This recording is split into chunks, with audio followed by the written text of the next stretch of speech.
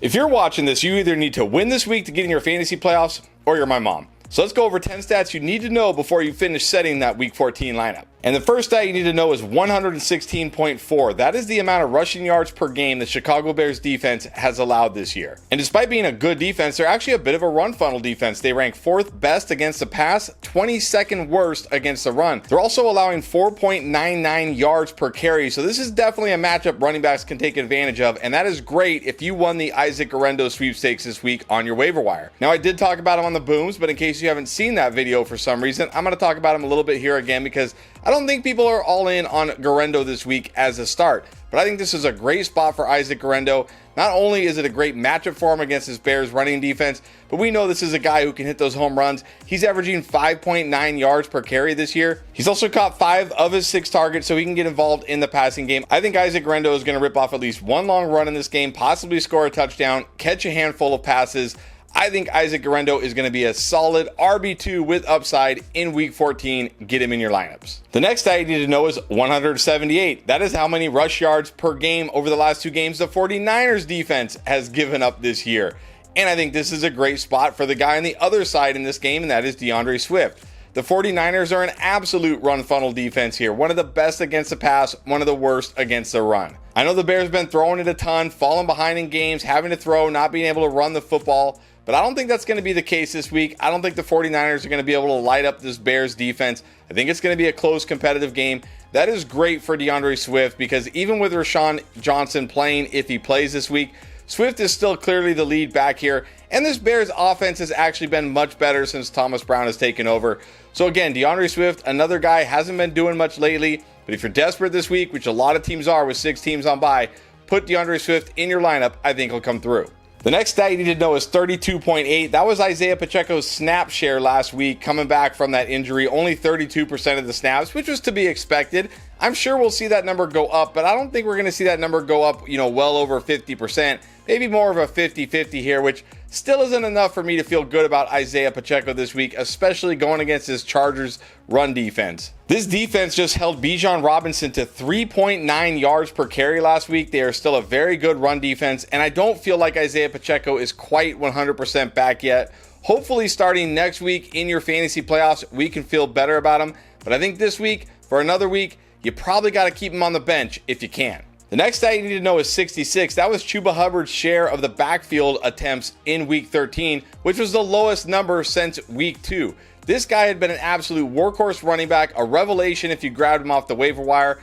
And then we saw things change a little bit last week. Not only did he have a down game, but we saw rookie Jonathan Brooks get more involved. 7 carries for Jonathan Brooks.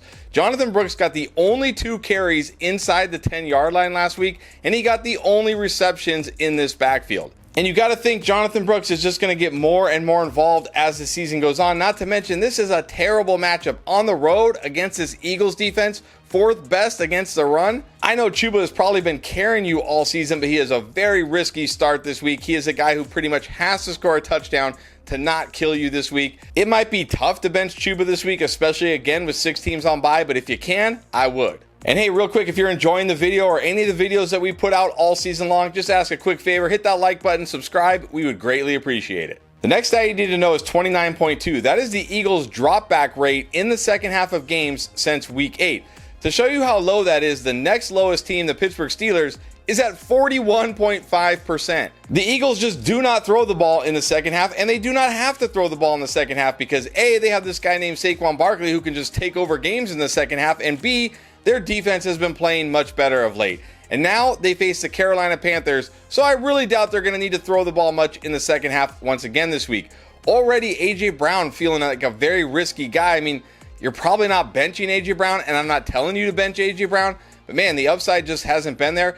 But I am telling you probably want to bench Devonta Smith this week. He looks like he's coming back from that hamstring injury. He's been practicing, but again, there just is not enough volume here to support him and A.J. Brown as fantasy wide receivers. Not to mention coming back from a multi-week hamstring absence, that's always a little bit worrisome. Sure, he could always score or hit a long touchdown, but outside of that, I think you're going to get very little from Devonta Smith this week. So if at all possible, I think you should bench him.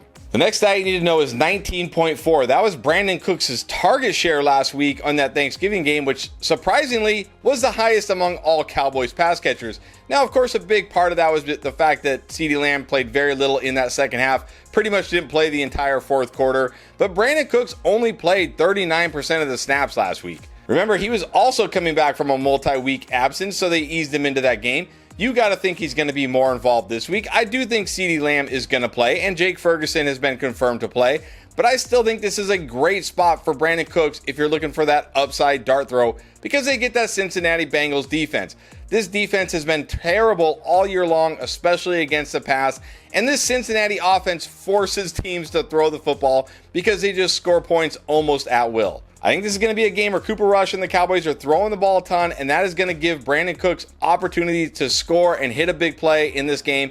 Yes, he is certainly risky, of course, but again, on a week like this, if you're looking for that dart throw, home run upside, he is probably your best bet. Now, before you set those lineups, make sure you also set your picks on Underdog Fantasy. They still have NFL pick'ems going strong well into the season here. And if you're new to Underdog signing up for the first time, they're going to give you this Justin Herbert free new customer special. He just needs to get 1 yard. You win that pick. Just make sure you join using promo code ENDGAME to get that new customer special, plus up to $1,000 in bonus cash. The next stat you need to know is 47. That was Brian Thomas Jr.'s yards per game in the 2 games that Mac Jones started this season. You look at all the other games for Brian Thomas Jr. outside of those 2, he's averaging 67 yards per game. That is a huge difference here.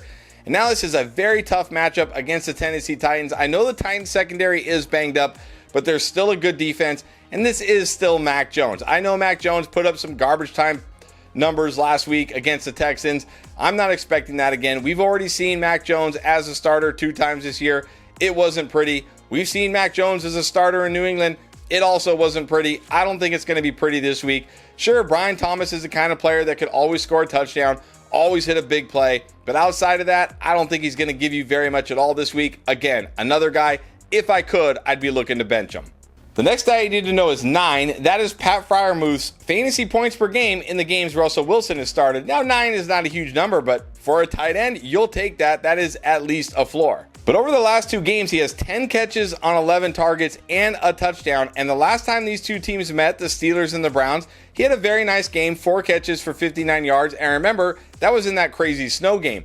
Now the Steelers are at home. It shouldn't be snowing in this one. I think Pat Freiermuth is a great streaming option this week in fantasy football. The Browns surprisingly have bottom 8 against tight ends this year. Just not a very good defense. Russ is cooking. George Pickens is cooking. But outside of that, they don't really have any weapons in this passing game. So Pat Freiermuth, if you're looking for a streamer this week, one of my favorites. The next stat you need to know is 16.2. That was Juwan Johnson's target share last week in that game in week 13, which was the highest he's had all season long because, of course, Taysom Hill, pour one out, left that game with an ACL injury, out for the rest of the season. And while this is bad news for Taysom Hill and anybody who had Taysom Hill, it's great news for Juwan Johnson because there is really nobody else here.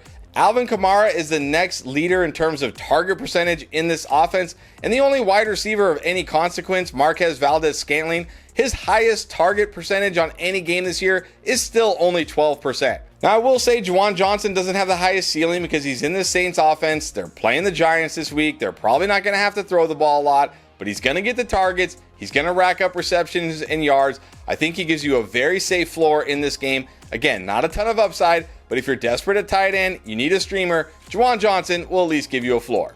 And then finally, the last stat you need to know is 7. That is where the Chiefs defense ranks in terms of pass rate allowed over expectation against opposing offenses. The reason being, teams can't run the ball against the Chiefs. They have the best run defense in the NFL. So teams just decide, okay, fine, we're just going to throw the ball against you.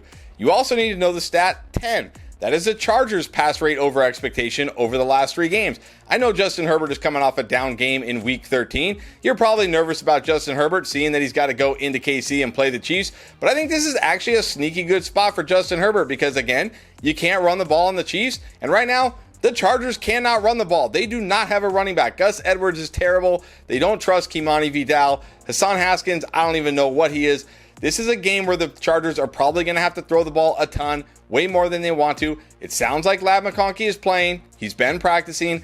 I think this is a sneaky good spot for Justin Herbert this week in week 13. No, he's not my favorite streamer this week. I've talked about some of those guys on our other videos. Go check them out if you haven't seen him yet.